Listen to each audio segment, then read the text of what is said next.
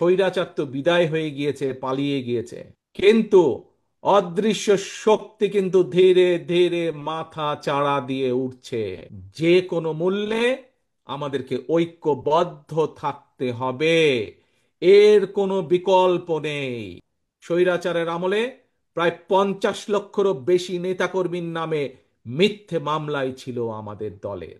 পৃথিবীর অনেক দেশ আছে যেই দেশের টোটাল জনসংখ্যাও এর থেকে কম, এত সংখ্যক নেতাকর্মী আমাদের।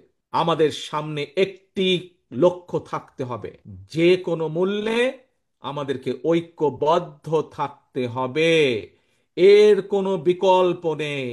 স্বৈরাচার পালিয়ে যাবার কয়েকদিন পরেই আমি জেলা থানা সহ বিভিন্ন নেতৃবৃন্দের সাথে ভাগে ভাগে বসেছিলাম। সেই মিটিংয়ে আমি একটি কথা বলেছিলাম যে স্বৈরাচার তো বিদায় হয়ে গিয়েছে, পালিয়ে গিয়েছে, কিন্তু অদৃশ্য শক্তি কিন্তু ধীরে ধীরে মাথা চাড়া দিয়ে উঠছে।